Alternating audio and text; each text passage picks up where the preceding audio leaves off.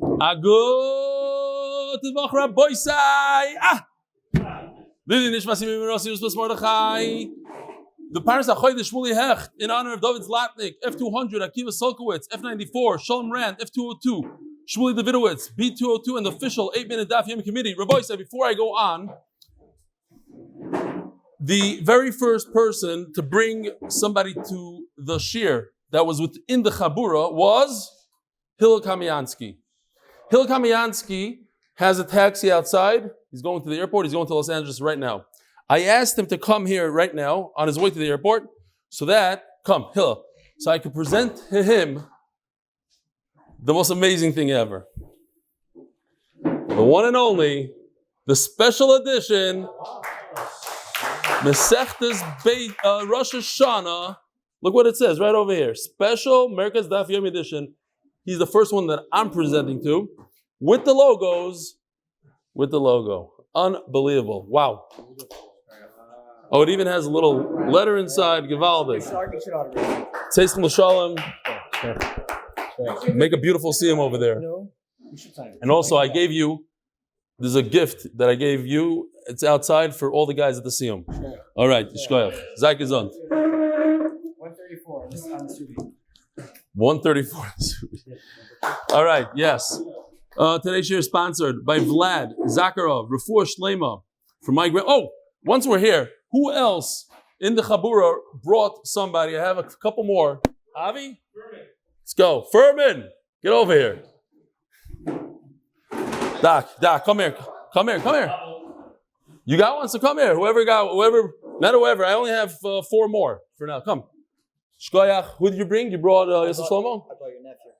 Wow. Unbelievable. That's one of the hardest. You deserve 4. God, who do you bring? No. Look at this. Unbelievable. And Dr. Avi Factor, Kum Tzaher. I got 2 people. 2? Rabbi Rosenberg's son Ezra.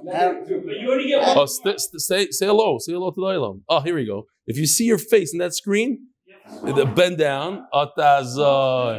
Smile to that camera. Okay, beautiful. Who else? Anybody else in the group? You? You got? So come here. What are you waiting for? Oh, you have? Whatever. No, but I want to say your name. Shlufrak. Get over here, Shlufrak. Shkoyach, here you go. Yeah, thank you. You'll get yours tomorrow morning. Beitzah Hashem. Okay. Shkoyach. Who else? There's other guys here? Okay. And I'm dying for one. I said Vlad, Refuah Shlema for his grandmother, Nehama Bas Haika. The Austein family, Nishmas, Zisel Bas Chaim, on the occasion of her first Yarzheit, Gimel Marcheshon, our above is zoche to see 5 generations of Shomri, Torah, Mitzvos. The Austein family. I have a lot of Akars to tell you. He got me on to the Meaningful People, which was a big hit for this year. Akiva Solkowitz. Wow, in honor of Reb Eli, who wakes up every day at 3 a.m., Mechatesa, to prepare the daf, and to Hillel for making Rebbe cry. Shkoyach. Hillel Boyer. Kalman of 5 towns. Zech Nishma. Of Menachem Mendel ben Simcha, his famous father. Happy birthday to my daughter, Adara Sarah. It says like this in the email. I'm sponsoring Eli Nishmas' father. Happy birthday to my daughter, Adara Sarah. You should know that when we go upstate to Monticello, she loves listening to your shir while I'm driving. Sometimes we listen to 2-3 shiurim just as a refresher. Really looking forward to our siyum. I guess Machmoshe and Woodmere on Monday. There will be a live singer and band. The same guys we brought in from Sechta Sukkah. Awesome food, free Gemaras, speakers. There's even speakers over there. Reb Blumenstein, Reb Kevin, Magichir. Among other treats. Can't wait to see all my old friends. Hope to make new ones. Thank you for everything. Thank you for not only inspiring me to learn Torah, but giving me the ability, that's what people tell me, to inspire others to do the same. But obviously not the same level as you. LOL, love always. Kalman of the 5 towns. Shkoyach. As you know, I was in Yerushalayim in Ramat Eshkol for Shabbos, and I made it back, Baruch Hashem, and I actually made charts from the time I came back and here, but things will be a little bit famished. Let's see if I could get some of this stuff out here. Oh, an email by Yeshua Aaron Price. My name is Yeshua Aaron Price. I'm originally from all over the United States because my father was a U.S. Army chaplain. Nowadays, I work 24/7 for MDY 8-minute daf, if it ever comes back. Rebelli, you say you're not a Paisik, but Rebelli, in recent past, you paskin that my work for MDY has a din of pikuach nefesh for me and is doiche Shabbos. We started this Daf Yomi shir 3 years ago with just a few guys. Today, I'm swamped with many new people, Baruch Hashem. It would be a tehelas of learning Daf Yomi if you can tell everyone to message me their name and where they are from, so I can update my phone and strengthen Daf Yomi learning worldwide. Thank you, and just keep on dafing. Psh, Yeshua, wow. Took 3 years. Yeshua, get over here. With your thing. Look at this. If you've ever been on a bus in Eretz Yisrael, there's a guy that comes and gives you a ticket. Now, we have an in-house ticket man. If you don't come to the daf, here he is. He has a little thing. Here's his ticket machine. No, he actually has a full-time job. He works on the bus line. Now, Baruch Hashem has a great job. And in between, he jumps off the bus, comes here, gives coffee, goes back on the bus. Yeshua. You did what? You recruited him on Shabbos? You got his number and everything? Unbelievable. Way to go. Way to be Doiche Shabbos. That's right. What is he going to do with it? Oh. Hi, my name is William Mendel. I just started this year, which literally changed my life. Now I'm going to get these emails. You can't shtuch people. He loves it. It's my first year since I got married, and I left yeshiva a few years ago, etc., William Mendel. And do we have any time here? What time is it? Oh, okay. 2 minutes. By Yaakov Meir. I actually said what he had to say here, but I'll say it real quickly. Thank you for taking time to read this email. Playing Daf Yomi Revolution. I don't watch Ashrecha, Chelik and Torah. I watched your interview on Art Scroll. I thank you for opening up and sharing your story to the world. Hopefully inspire and increase Torah learning. At this time, right about one particular part of the interview, when you spoke about your wife, whom I obviously never met, I felt some pain. She must be a very special Eishes Chayil. I've attached a 4.5-minute video of Rav Herschel Shechter, I'm not from YU, who tells over an absolutely incredible story of the wife of Rav Yosef. I watched the beautiful stuff. Okay, I wish you tremendous success. In Beitzah Kodesh, please forgive me if it's out of line, but you do this with Yaakov Meir. Shkoyach. I watched that video also. I Yeah. didn't watch it in concentrate. All I was doing is staring at your socks the entire time. What, the art school video? Yeah, but eventually they zoom in. Again. Oh, here. Let's talk about the socks here. Here we go. The whole time. This is from Chaim Palak.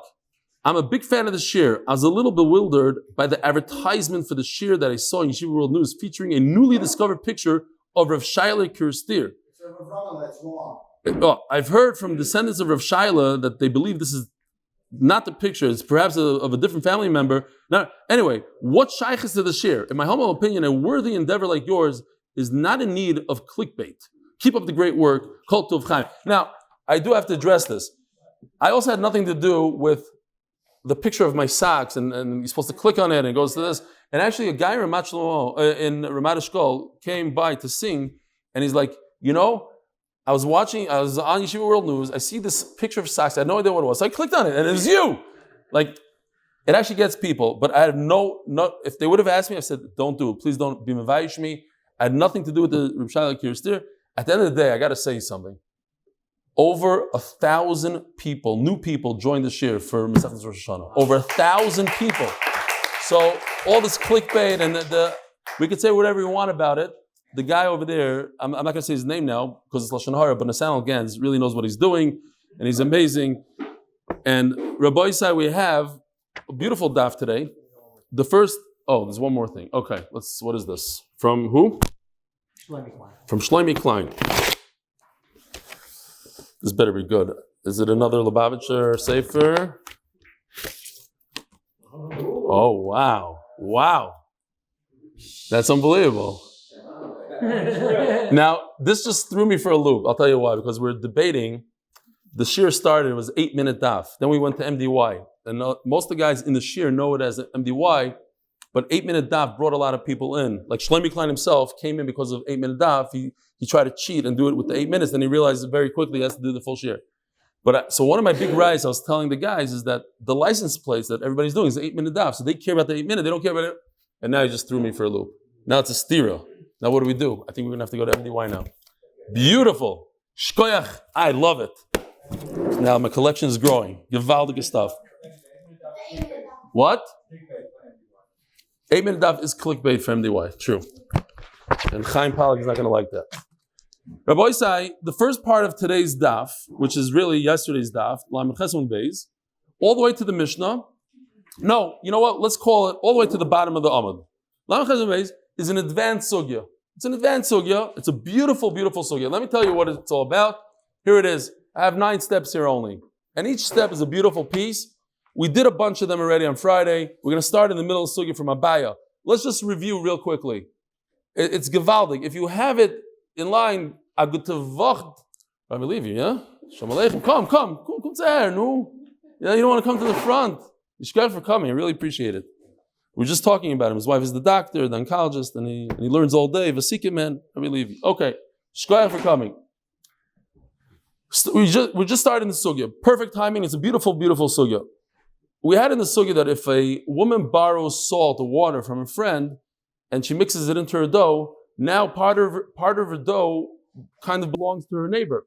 And her neighbor has an area of a tchum going to the right. And she has an area going to the left. So the dough, the bread is stuck. You can't bring the dough in the direction of the woman that made the bread because part of the bread is owned by the next door neighbor. So the Gemara asks the question, that's the first step here. The water should become batal. Batal, barayiv, batal. Why do we care about the little water that's in the bread? If you recall, so Reb Abba tried to say a beautiful answer. He said a great answer. It seems like a great answer. And he davened HaKadosh Baruch Hu that everybody should accept his answer when it comes to Eretz Yisrael. And they laughed at him. What was his answer? His answer is, it's money. It's something, it's Shavuos. You can't go to your friend and grab a pile of money and say, oh, your money is batal b'roiv and my money, and I'm not over on Gneva. It's money, it's mumminus. It's not an isser. It's somebody else's salt. It's somebody else's water. That does not become batal b'roiv. That was step 2.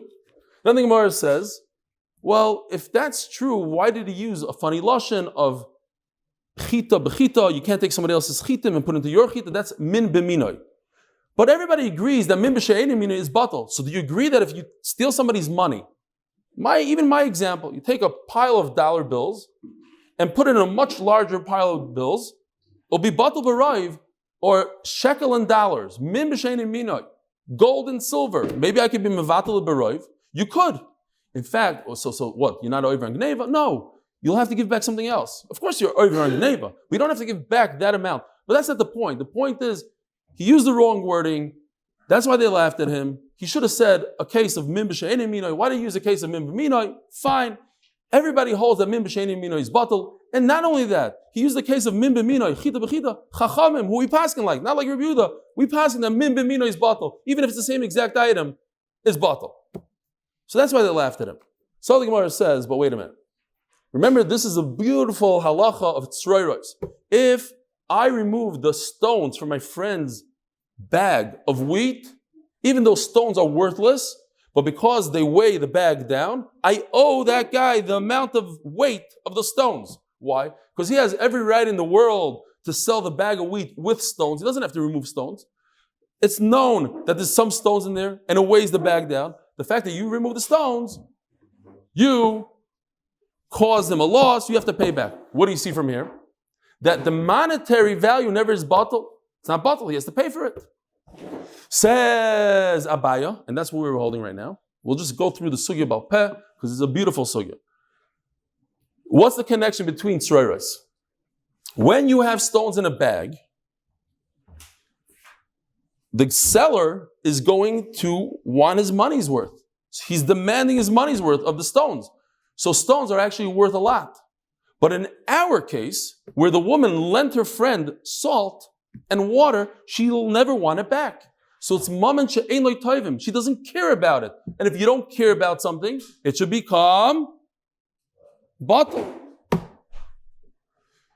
So the Gemara says, wait a minute.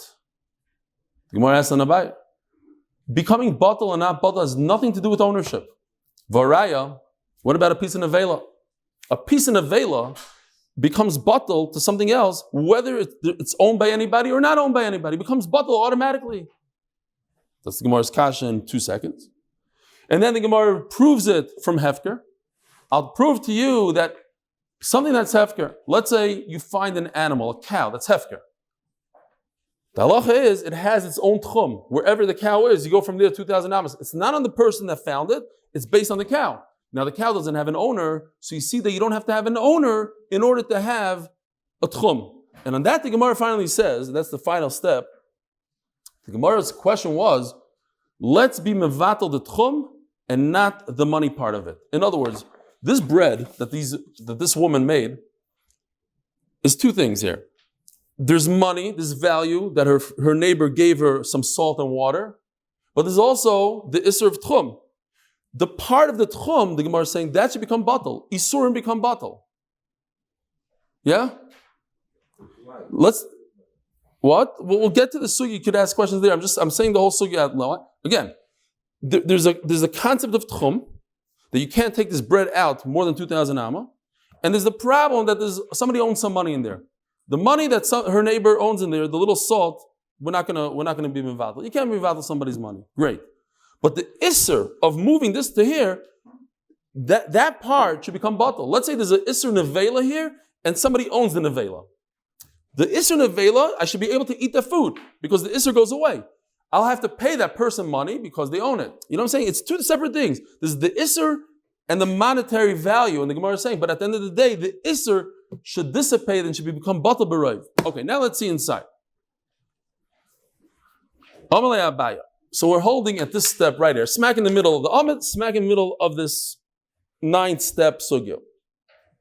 And if you're not into the sugya, it's literally going to be over in 10 lines. And we're starting easier stuff. Says Abaya,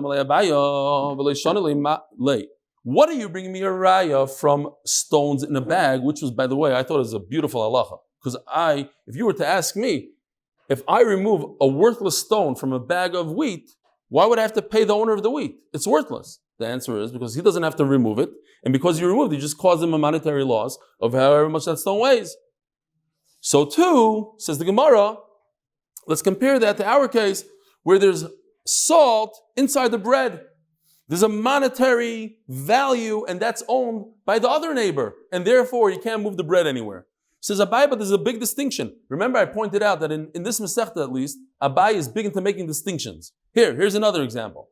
And this is counterintuitive because over here, stones, which usually are worthless, over here it's mamayin sheyesh le'toivim. People are going to demand paying up for the damage you caused by stealing their stones. Stones are muks on Shabbos. There's no value. In this case, they have a lot of value. Where the salt, in our case, has no value. Why? Not that it has no value, but it doesn't have a toiveya. It doesn't have anybody demanding payment. Because she actually lent it to her. She said, take it. You can have it. Nobody's going to demand salt. Hey, you borrowed a shake of salt. Give it back to me. You borrowed a half a cup of water. It's mamin she'ein lo toivim. And since there's mamin she'ein lo toivim, nobody demands it. Then therefore what? It should become batal. And if it becomes batal, you should be able to move that piece of bread in any direction that your area is. It should be limited. It should not be limited to the woman that lent the salt. Isn't there a big nafkamina? Malay. That's why I think anybody learning the sugya and just read the art scroll from top to bottom, you might be able to understand all the words. I'm not sure that you'll have the clarity of the 9 steps here. At the end, because the Gemara is jumping back and forth. The point of the sugya is: does monetary value ruin a bittul? Could you be involved with something that has monetary value in there? Okay. Amalei, you're telling me that it's dependent that the reason why there's no bittul in the salt, and you have to go by the eruv of the woman that gave the salt, because she's not, I'm sorry, fakir, you don't have to go by her eruv because she's not going to sue. She doesn't care for that salt. It's not dependent on ownership at all, he says. So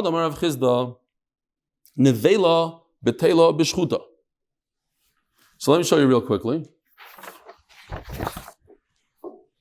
This is very simple. I'm just pulling it out again, just so we have chazar on it. A dead person is the highest degree of tuma. Then comes avatuma. A nevela is avatuma. It emits tumah, it could create tumah for something else. What if you have a kosher piece of meat that was shechted properly, so it's not available, so it's not tumah? What level of tumah could it be? It can never be ava tumah. The most it could ever be is a rishon. It could receive tumah from a sheretz. Let's say this dead mouse, which is dead. It touched in a piece of meat, oichel, whatever, it becomes a rishon. Okay, so that's that. Now we're done with that. Now,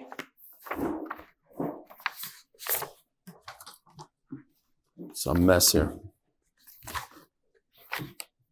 Oh, this I did Matzah Shabbos. I'm very happy I did this. So we know Rabbi Yehuda holds min b'she'enoi minoi batal, min b'minoi loy batal. Meaning, if you have 2 apples and 1 apple, they're all the same type. They cannot become batal, says Rabbi Yehuda. One cannot be batal. 2 against 1. Let's say one is arla and the other 2 are regular. You're allowed to eat them. The one does not become batal in the 2. Min b'she'enoi minoi, if you take an apple and 2 oranges, and somehow you don't know it, whatever, they become batal. That's Rabbi Yehuda. So Rav Chisda explains this. It's a beautiful halacha here. You have this meat. Now, if you look at this meat, they all look the same. Is there any difference between this and this? No. The color is the same, the texture is the same, they taste the same. The only difference is the halachic ramifications here. This is nevela, and this is kosher. So is there a difference? Yes. Why? Because nevela could turn into kosher. So here's the halachic question. Is this considered min b'minoi or is min b'she'enoi minoi? Is nevela and kosher 2 separate minim? Depends. No, isra achila. Bittul b'roiv. If one becomes mixed into 2, it's roiv. You can eat it, right? You find different halachas, roiv. So hold on.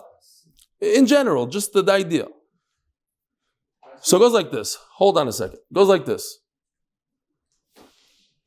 Nevela could turn into kosher, but kosher can never turn into nevela. So the first one, kosher can never turn into nevela. Why could kosher never turn into nevela? Because nevela is an avatuma, right? Nevela is an avatuma, and kosher can never become as tameh as a nevela. It's 1 step lower always. It becomes tameh. It's not itself inherently tameh. Nevela, as an animal drops dead, it becomes tameh. It emits tumah. So it's a very high madrega of tumah, avatuma. A kosher piece of meat that touched the sheretz is never that high. It's one level below. So therefore, it's 2 minim. One is avatuma. However, the Gemara says that an nevela could turn into kosher, meaning if this decomposes, at that point it loses its tumah and it becomes like kosher, and it's min b'minoi. So Gemara says it's very simple. So Rav Chisda is a nice chiddush here. If the nevela is the roiv, and you're trying to be mevatel the kosher in the nevela, think what happens here. The nevela is like kosher. It's min b'minoi loy batal. Min b'minoi loy batal. This is eventually going to become like kosher because it's going to lose its tumah status, and therefore this and this are the exact same item. They're both tameh at the same level, which is no tumah, and therefore if they're the same item, the same min is not batal according to Rabbi Yehuda. But in this case, it's a very similar case, but it's very different. The raiv is the kosher. That's the one that you want to be mevatel. You want to take this one guy and be mevatel him in the 3 or the 2. This will never become this. So memela it's min b'she'enoi minoi, and min b'she'enoi minoi is batal. Okay, it's a beautiful chiddush. It has nothing to do with our sugi really. Let's go weiter. I'm saying it has to do with everything with our sugi. It's not. We don't have to focus on it. If you didn't understand that, it's okay. The point of the Gemara here is that this guy right over here will become batal to these guys, right? Min b'sheini minor batal. a piece of chazer, nevela, mamish, the worst of the worst, becomes batal. Even if nobody owns any of this meat. Even if nobody owns this. The Gemara is trying to prove that ownership doesn't detract from the fact that you could be mevatel a piece of meat. You don't have to own it. Let's say you found it, hefker, whatever, so you found a bag of meat. It becomes batal without ownership. So why is Abaye telling me that the reason why it becomes batal is because nobody cares? But if somebody cares, it has nothing to do with the ownership. You hear? That's the Gemara's time here.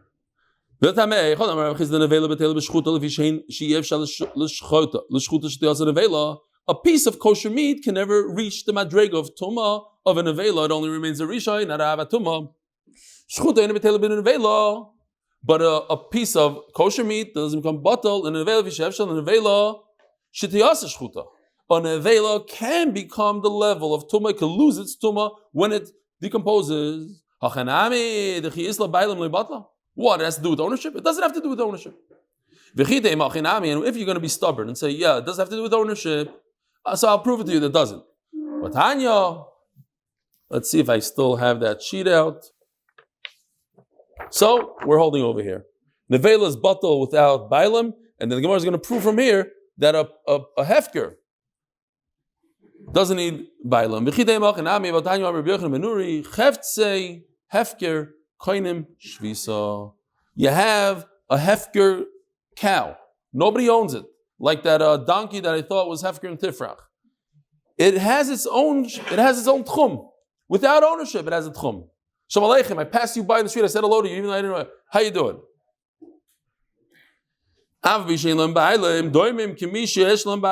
It's as if they have ownership. So you see that these things have without ownership, it's kilu, you do have ownership, so Baya is not correct in saying that it has something to do with the ownership.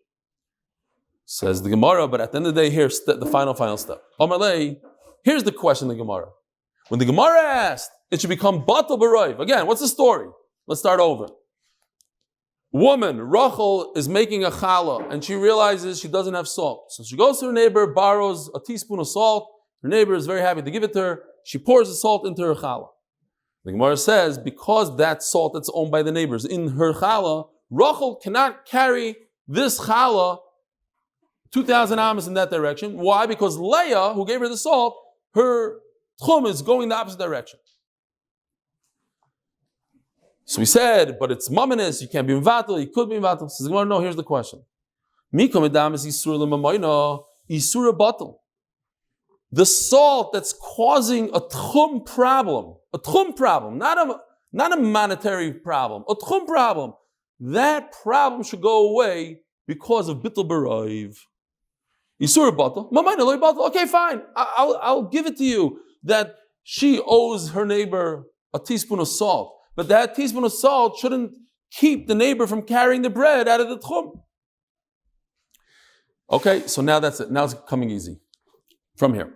At the end of the day, why is it that the salt does not become batal? We're concerned. If you say that the salt becomes batal, so again, Rachel borrowed salt from Leah, and you're going to say the salt is nothing, you can carry it anywhere you want. Tomorrow, Rachel is going to make a partnership with Leah. Half the dough and half of everything is Leah's, half is Rachel. And she's going to remember from the day before that Rachel was able to walk with Leah's salt in her bread. So what's the difference? Is it a little salt or 50% is Leah's? She'll walk out of the tchum. And that's a problem. That you cannot do, right? That's the same exact case that we had the other day. If two people own one suit, and this person has a tchum going 2,000 amas this way, and this person made his tchum because he did it 2,000 amas away from the suit. So he has 4,000 feet in that way, 4,000 amas this way. They cannot move the suit even 1 amma in any direction. Same thing over here. Instead of the suit, put a picture of dough. You can't go this way, you can't go that way. But she's going to be confused. She's going to think she could go that way because yesterday you told her that even though this salt of her neighbor in the challah, she was able to move with it. And this is very different because this is shutfos. Rav is not arguing, Rashi says. Rav is just talking about a different case. Abai was talking about dough, and Rav is talking about food, a cooked food. If you have salt, pepper. It's there for the taste. That's without salt, you can't even eat the food. I'm just saying, like a guzma, but salt and pepper, the tavlin is the spices is what makes the food. But time bottle. Something like that does not become bottle. Top of Lametes Amud Aleph. We're very familiar with this. Something that becomes mutter tomorrow. Tomorrow there's no tchum. After Shabbos, after Yontiv. So you cannot be mevatel today. Remember, we said even the Rabban according to Rashi, even 1 in 1,000, since tomorrow is going to become mutter, it's not bottled today. Next sugya. Top of Lametes Amud Aleph, 3 lines down. Rabbi Yehuda poiter b'mayim. Rabbi Yehuda says that if a neighbor, Leah, lends water, mayim in, melach loy. There's a difference between water and salt. Salt, you cannot walk out of the tchum, water becomes bottled. Says the Gemara, but water and salt, it says both, do become bottled. Rabbi Yehuda himself says, there is no difference. Like Asher. Let's look at Rashi real quickly. The top Rashi is doimus. Doimus is very thin salt like we have today. I'll prove it to you that that's the thin one. Why must you wash my machroinim? If you don't wash your hands, you might have a little bit of this zdaim salt on your finger, and you'll rub your eye, and it could blind the person. And that's why we wash my machroinim. One of the reasons. Says the Gemara. So there's the nafkamina in review. The why says salt yes, salt not, depends. If it's zdaimis,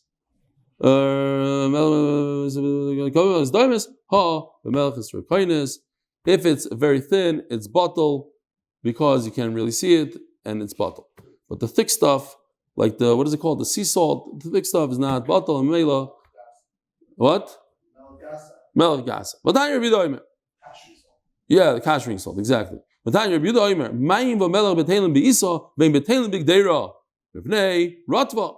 It says over here that water and salt are bottled in dough, but not bottled in some sort of food. Why? Because of the gravy. Like Ashia, Baraka, our Mishnah is talking about the thick stuff, and the thick stuff, it absorbs the salt and the water, and you cannot tell. It gets right in there into the gravy. You won't even tell that there's any salt. Memela, it's bottled. Says the Mishnah. Official Mishnah, sponsored by Official. Name for Braina Bas Yenta Dvar. Hagacheles Kiragle Habailam. Oh, I have to. Let's make some seder here as we go along. Of course, these are all going to be backwards.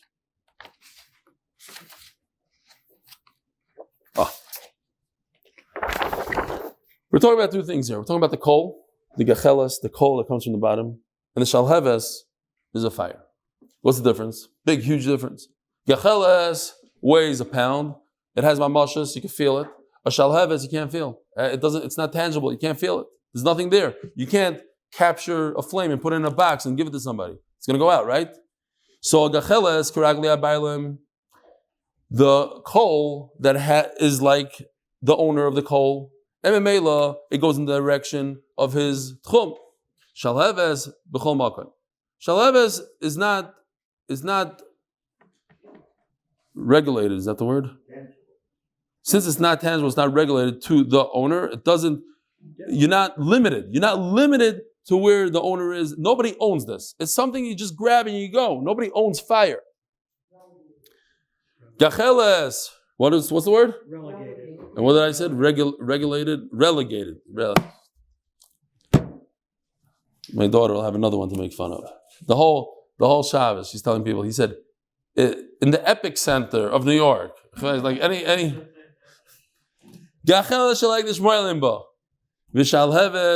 Oh, now, so understanding this, what's the next halacha? If I ask you, a coal is tangible, so it goes by the owner.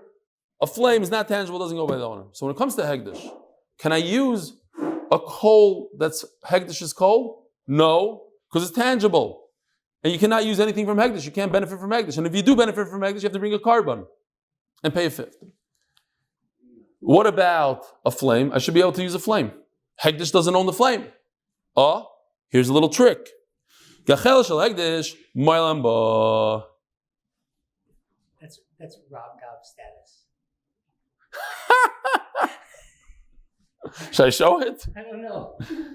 Rav Gav status. You will not get a free Gemara from me if you listen to this shir. Good. Tell me, Rav Gav, how successful that was. You know, there's a guy that was doing Shnai Mikveh Chatarim. I saw him like advertised online. If you join a Shnai Mikveh Chatarim, you get a free art scroll, Chumash. That means he liked our campaign. Not bad. Okay. You also won't get charged by Rav Gav. You might get more humor though. What? While supplies last. How many were there? We don't know. Six like tonight. 5 Gemaras. That says, supplies that. Again, when it comes to Me'ilah, it's always a little tricky, but you get used to it. Loi moyalim means, doesn't mean do not use it, don't do Me'ilah. It means if you do Me'ilah, you're not over. Loi moyalim means you're not over the Iraisa. Right? Because it's not tangible. So if it's not tangible, so you should be able to use it? No. Loi nehana, you can't. The Gemara will explain why. Now, what about Avodah Zarah? If I ask you now about Avodah Zarah, Avodah Zarah, you for sure can use a coal. What about the flame? Hegdish, you're not allowed to use the flame. If you use, you don't have to bring a carbon, but you're not allowed to use it. Avodah Zarah, you're allowed to use the flame of Avodah Zarah? Absolutely. L'chatchila, go over to Avodah Zarah, go into the church, light up, no problem. So we have to understand why. If I take out a coal, and this makes a lot of sense, coal is tangible, so if I go from Rosh Hashanah to Rishus Harabim, I even have a picture if you don't know what that looks like. It's going to be the last one. No, I don't have the picture. Okay, didn't print it. You go from your house with a coal into Rishus Harabim and Chayiv, but if you go from your house with a flame, the Gemara is going to explain how, you are Potter. Very simple stuff, Rabbi Isa. Here we go. The 5 things, 3 of them we already learned in the Mishnah. We just said that in the Mishnah. We said in the Mishnah. Here's the Chiddush. If the coal is owned by Avodah Zarah, Asura, of course, it's tangible, you're not allowed to benefit from Avodah Zarah. That's an amazing Chiddush. Because we said Hegdish, you can't use Hegdish, flame from Hegdish. Avodah Zarah, you can use the flame of Hegdish. The Gemara will explain. This we just said in the Mishnah. If I say I'm not going to benefit from my friend anything, I say I make a shvuah, a neder, I say I'm not going to have enough from my friend. Also, that fits right into everything we just learned. Something that's tangible, I cannot benefit from. A flame, I could go over on Motzei Shabbos, light my Havdalah candle from him, no problem. Ask the Gemara, Ma'ishna Shalev is Avodah Zarah, the Sharia, U'Ma'ishna the Hegdish, the Asira. What's the difference between Avodah Zarah and Hegdish? Why could I use the flame of Hegdish? Avodah Zarah, the Me'isa, people really despise Avodah Zarah, Ubedili and Shemineh, and they stay away from it. Like us, we're Rabbanan. There's no reason for Rabbanan to be Machmer. People are Machmer on themselves plenty. Hegdish, Le'mais, V'Lebdili and Shemineh. Hegdish is the opposite. People love Hegdish. It's for the Rebbeinu Shalom, it's the Beis Hamikdash. So, goes to be Rabbanan. I have to say, stay away. Hamaitzi gacheles, right? I'll say, if you're going to use the flame, you might use the coal tomorrow. Let's make some takana. There's no reason to make takanas when it comes to Avodah Zarah. Hamaitzi gacheles Rosh Hashanah chayav v'shalev is potter. V'tanya hamaitzi shalev is kol shu chayav. It says in a Beitzah, different than the Mishnah, it says that if I take out a flame into Rosh Hashanah, I'm chayav. A flame doesn't weigh anything. It's not tangible. Chayav. He had a match, it's a matchstick, let's say, and if I hold the matchstick, I take that out. What's the obvious question, Rabbi saying? You have to take out the matchstick, so you should be chayav for the matchstick. And what do you have to have a flame? That's the Gemara is going to ask. The matchstick doesn't have a shear. What is the shear? The snan. How are you chayiv by taking wood from your house into Rishus Harabim, from Rishus Hayach to Rishus Harabim? How are you chayiv? How much you have to carry? The Gemara in Shabbos talks about every type of item has different shiurim. The shear is Levashel Beitzah Kala. What's the easiest egg in the world to cook? A chicken egg. Rabbi, I got to tell you this. I don't remember in history since I got WhatsApp many years ago and email, there's one item that people kept on sending me and saying, I got from 20 people, 30 people, the same exact thing over and over and over and over. A guy in Kidumim, Moshav Kidumim, he has a farm and he prints the date on every egg, the expiration. So for Mesechtes Beitzah, he wrote, Hadron Allah, Mesechtes Beitzah. I got it in an email after email. So I said, you know what? I got to get my hands on this egg. It's impossible. You can't get the egg. You cannot get the egg. Beitzah, ladies and gentlemen, here we go. It's right here. I got the egg. It has a little hole in it. Oh, I know what it is. I made the hole. I wanted to take the yolk out so I could save this egg forever. It's a very valuable egg. And it says, Hadron Allah, Mesechtes Beitzah, Chisku ve'amtzu, memeshek kidumim. I want to thank the owner of this place himself brought it to me on Erev Shabbos, so yishkoyach to him. Here's the egg. So if somebody has, I don't want to ruin it with all this yolk. Okay. An egg. This chicken egg is the easiest thing to cook. But how much do you need to cook from this egg? It's a little tricky. It's not kibetza. This is a kibetza. The egg, this is the item. But how much wood? Kigregeris.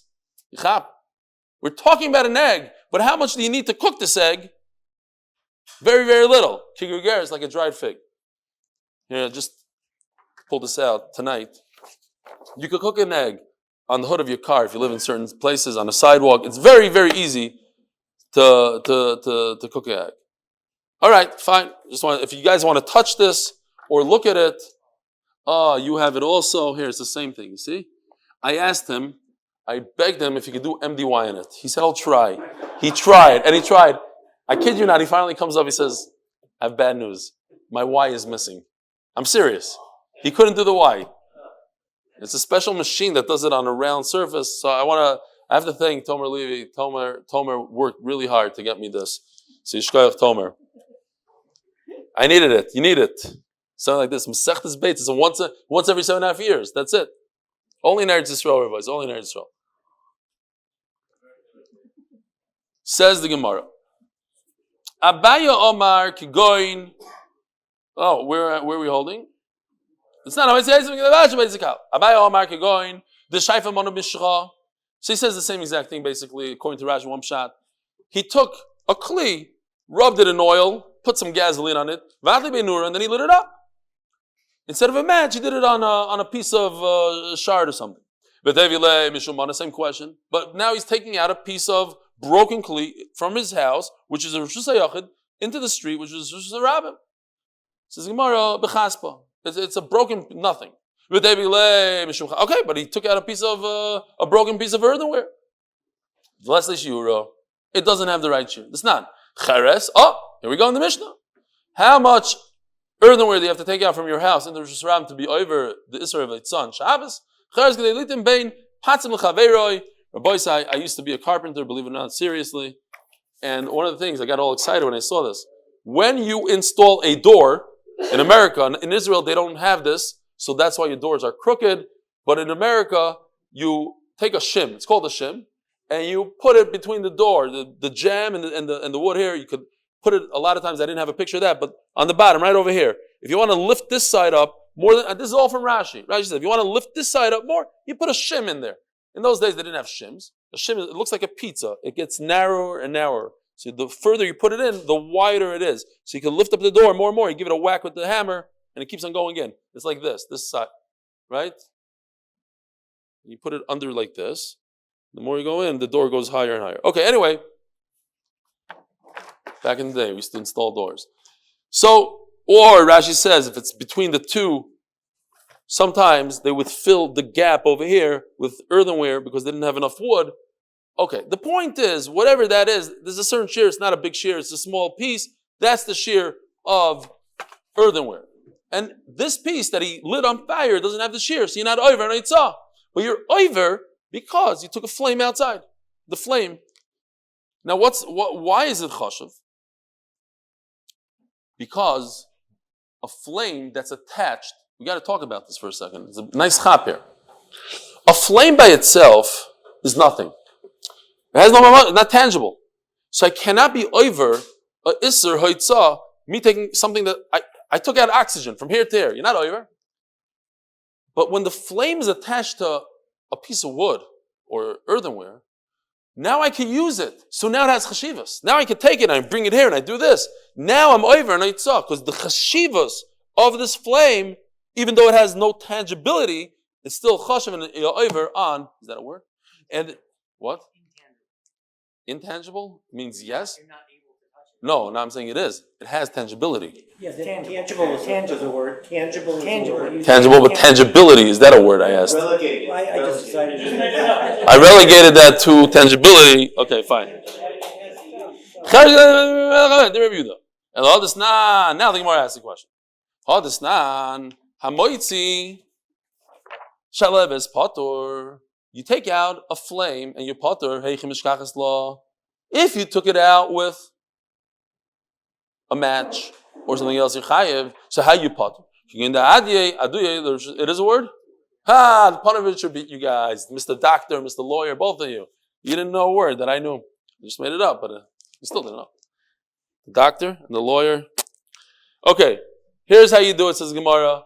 There's a flame at the edge of your home, and you give a poof, and the flame flies out into Yerushalayim. I don't know the Kira and the Anachah part so well, but at the end of the day, you move the flame from here to there, and that's the over without a match. Okay. Says the official Mishnah. Sponsored by official, again, for Refuah and for Brian Abbasian to Devaira, she gets two today. Bar shel yachid, kiragla yachid. When an individual owns a bar, a well, a pit, he owns it, it's in his Rishus HaYachid. So the water that's drawn from there goes by his Eruv. And if he makes an Eruv in that direction, that's the only way that's the only place you could carry the water to. But if it's a communal well, so this is a beautiful thing. I didn't show the Olam this. I like this one a lot, and when we're talking about Tchum, I didn't really have a chance to show it, but it's beautiful. It's very simple and effective. This is your home, and you made your meal over here. So you made it 2,000 am away from your home. So basically what you did is you shifted your home to the bread, and now this is your home. So you get 2,000 amas in this direction, 2,000 amas in this direction. For a total of 4,000 amas. From here to here to 4,000 amas. But what you did is, you can no longer go even 1 foot in this direction. That's why there's an X over here. Why? Because your home is over here, and you're limited to 2,000 amas to this direction, and then stop short. That's what the Tchum does. Okay, so if you're a Yachid, you own the well, and you made your Tchum over here, so everybody drawing water can only go in this direction. They can't even go 1 foot in that direction. But if it's a communal well, so even though your Tchum is this way, that way, it goes by where the community is. So you could move the water in the direction of where the community's Eruv is. V'shaloy Bavel. Now, we're going to see in the Gemara, people that came from Bavel, they made their wells, and their wells, let's say it has a name of Hefker, let's say, Kiragle Hamemale. Whoever draws the water from there, it goes by his Eruv. In other words, what is that called, Rabbi Isai? Anybody remember? Yesh Breira. Because on Yontif, I draw water. Now all of a sudden the water is limited to my Eruv. You draw water, now it's limited to your Eruv. That means Yesh Breira. I decided on Yontif retroactively what direction it goes. Ramelei, Rava Rav Nachman. So Rava asks his famous Rebbe, Rav Nachman. It says in our Mishnah that an individual well goes by the owner of the well. You have a river that moves, or you have a spring that keeps on overflowing. But Rashi says that it doesn't go anywhere; it just keeps on coming up. It comes out of the ground, but stays within the well. It's constantly moving, and something that constantly moves doesn't have a tchum. It's constantly moving, so you can't have a tchum on something that moves. Harei hein kiragli kol adam. Whoever draws the water grabs it, that's the tchum. How come by us, in our well, in our Mishnah, it has a tchum? It's limited to the owner.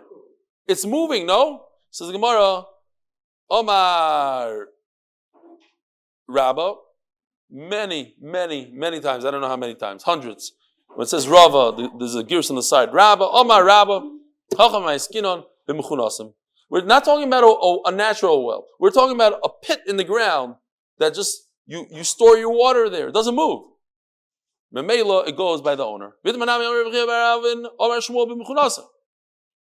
It's gathered water. If, this is very interesting halacha, you have a well that's there from the Eli Bavel, the people that come from Iraq, and you filled up the water to give to your friend. We said that whoever draws the water, that's the Eruv that goes by. What if I draw for you? Now, what halacha does it take? Is it me, because I drew the water, but I hadn't intend to give it to you? Hillel Kamiansky would have told us right away that it's machlokes. Rav Nachman says it goes by the person that received the water at the end. It was for him. It was drawn for him. It had intent for him. Rav Sheshes Omar Karagli Hamemale, it goes by the person filling it up. What's the machlokes? What's the source of machlokes? Mar Sava Rav Sheshes holds Beirod Efkeruhu. Oh, this well is hefker, and there's halacha when it comes to hefker that you cannot be kind of something when there's hefker. I cannot pick up a piece of gold and have a mind for you because I am damaging other people. I'm taking away their chance to grab the gold. You want to grab it for yourself, great, but don't do favors for somebody else. Chav la'achrin, I can't do it. That's the halacha. According to them, yeah. So Mela over here too. I don't have the right to draw water for that guy. It's a halacha and hefker.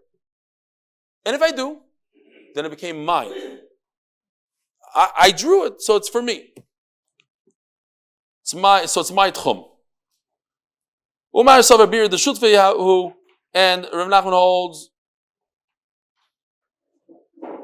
that it goes by the person that it was filled for, because at the end of the day, all of Klal Yisrael owns the water in this well. It was made for Klal Yisrael, so all you're doing is taking out water that I already own, and that's fine. So Rav asked Rav Nachman, if I say to you, you are a chayrim on me, in other words, you're not allowed to benefit from me, hamud or aser. So you are aser to benefit from me. And we're turning to the Daf Yomi Amud Beis, sponsored by the MDY Tehillim group. For all those who need shidduchim, refuas and Yeshuos, please join the MDY Tehillim group. Sponsored by Natan Khoshnood for schos, for my children, Aikala ben Dvara and Yisrael Yaakov ben Dvara, should be both do well in Eretz Yisrael. I have a cheshik for Torah. I love that lashon. Mitzvahs and Yerushalayim. Okay, so if I say Ta'avi, you are a chayrim ami. In other words, Hamudar Aser, Hareini Alecha, I am to you, so you cannot benefit from me, because I am on you a chayrim. And if I say Fakeret, Harei Ata Alai, you are to me a chayrim, so Hanoider Aser, now I can benefit from you. Harei Alecha Vata Alai, if we're both chayrim on each other, Shnei Asurim Zebazeh. Umutar Mishaloi Eli Bavel. So here's the question. Just if we stop right here, we have the question. What is Eli Bavel? If Eli Bavel is a partnership, then we should be Aser. I should be Aser on you. What do you mean? If everybody owns a little bit of the Eli Bava well, then I should be Aser to use the Eli Bava well, because I'm Aser to benefit from you, and you own some of the water in the Eli Bava well. Elamai, you see from here that Eli Bava well is Hefker and not a partnership. Now we continue going. But in that city's well is Aser, because obviously they have a partnership in that well. But Eli Bavel, well, they don't. What is Eli Bavel? Harabayis. The holy Harabayis. Halashachos. Vohazaros. Oh, should have pulled out the chart here. We can't see the Beitzah Mikdash stuff. It's Eli Bavel, owned by all of Klal Yisrael. Ubar shel emtza haderech, and a well that's in the middle of the way. Ve'eluhei shaloisa and what's considered the city, Harachayv, the streets, Ubeis HaKnesses and the shul, Ubeis HaMerchas and the bathhouse, V'yamris beira. Now the Gemara goes to the question. V'yamris beira the shut v'hu. But if the well is owned in a partnership by my mutter, why could I benefit from the well? You own part of it. Vasnan two partners that swore they won't benefit from each other. You see what happens when people fight? They say crazy things, and now they can't go into the pit and wash up in the pit. So over here you have a pit that's owned b'shutfus. You shouldn't be able to use it. Says the Gemara, there's a difference between bathing yourself in a pit and drawing water from the pit. Bathing yourself in the pit, you are going to be using all of the water in the pit. Every part of the water touches you. And even if not, then that guy has no right to even take water from there afterwards because you touched it all. You can't do breira anymore. But to draw water, I draw one pail. You don't own all the water in the pit. I'm drawing one of the pails, and that's mine. And the rest is yours, whatever. One of those pails is yours. But I'm not taking from you. Each one is going to draw water that he owns. You can't, just because you have a partnership in this well, it has tens of thousands of gallons. You don't own all 10,000. You own 1 gallon. Okay, that 1 gallon. But if I'm going to bathe myself in there, now I'm using even your gallon, and that's a problem. But does Rav Nachman really hold the concept of breira? None.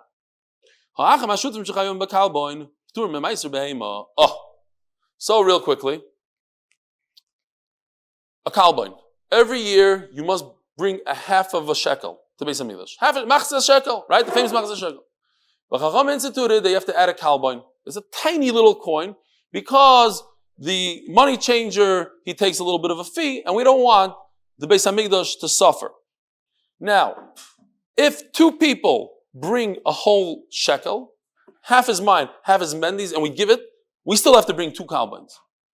But if a father gives for his 2 sons, you don't have to give a kalboin. That's halacha number 1. Okay? That's the halacha of kalboin. A lot of people that haven't done the daf, they have no idea what kalboin is. If you didn't learn shkolim, my favorite, what? Shkolim, yeah.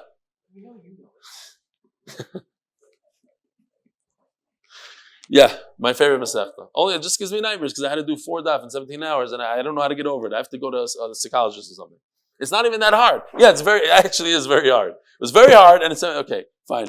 Well, my body started shaking when I said the word shkolim. So kalboin, shkolim, anyway, fine. I'm scaring the whole island because when we get to shkolim, I'm going to say, okay. Hopefully it'll be Purim time, not Pesach, and it'll... Wow. I don't know if I told you, I didn't shower for the Seder. I walked into the Seder. What's going on? Like, my kids, like, nothing. I didn't have to, as I was closing the computers, like 2 minutes before Shkia. Fine. For you guys, the ordinary Yisrael, because I had to give shiurim for Eretz Yisrael. Fine. Next. Meiser behema. Every 10 animals, the newborns that I have to give 1, bring it to Yerushalayim, shecht it, eat it for myself. Meiser behema. But if I have a partnership, and that's how you get out of the whole Meiser Behema today, you have a partnership, you don't have to bring Meiser Behema. Says the Mishnah, if they have to bring a kalboin, meaning it's tfusas habayis. It's the kind of tfusas habayis when the father leaves an inheritance and they then divide the inheritance. So how do we view it? If they are partners don't bring meiser. But partners have to bring a kalboin, right? 2 people, me and Mendy, who bring a machzah shekel, 1 shekel, half is mine, half is Mendy's, we have to bring 2 kalboinim. But tfusas habayis does not have to bring 2 kalboinim. So it's a very simple halacha. If they are considered partners, not part of the inheritance, then they're part of a meiser, but have to bring a kalboin. But if they're part of the inheritance, they don't have to bring a kalboin, but they do have to bring meiser.